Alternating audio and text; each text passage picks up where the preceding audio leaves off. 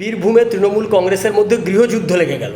এই মুহূর্তে যে খবরটা পাওয়া গেল, বিরোধী দলনেতা শুভেন্দু অধিকারী তিনি একটা বিরাট তথ্য ফাঁস করে দিয়েছেন।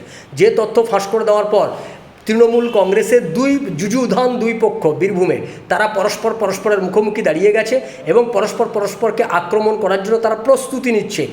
বীরভূমের অনুব্রত মণ্ডল তার যে অডিওটা ভাইরাল হয়েছে, সেই ভাইরাল অডিওটা কে দিয়েছে, সব বিরোধী দলের হাতে কে তুলে দিয়েছে, কে এটা সমস্ত লোকের কাছে পৌঁছে দিয়েছে, সবার কাছে, মিডিয়ার কাছে কে পৌঁছে দিয়েছে, বিরোধী দলনেতা শুভেন্দু অধিকারী আজকে সেটা ফাঁস করে দিয়েছেন।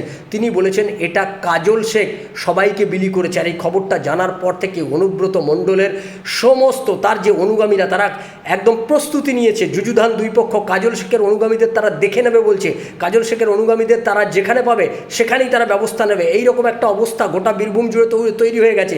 সেই আবহে কাজল শেখকে দ্রুত কালীঘাটে ডেকে পাঠিয়েছে মমতা ব্যানার্জি। কাজল শেখকে ডেকেই গোটা বিষয়টা সত্য মিথ্যা যাচাই করতে চাইছে, অর্থাৎ কাজল শেখ কী বলে এই ব্যাপারে খোঁজ খবর নিতে চাইছে খোদ মমতা ব্যানার্জি। কাজল শেখকে আজকে কালীঘাটে ডেকেছে, কাজল শেখ কালীঘাটে দৌড়ে গেছে। শেষ খবর পাওয়া পর্যন্ত কালীঘাটেই কাজল শেখ রয়েছে।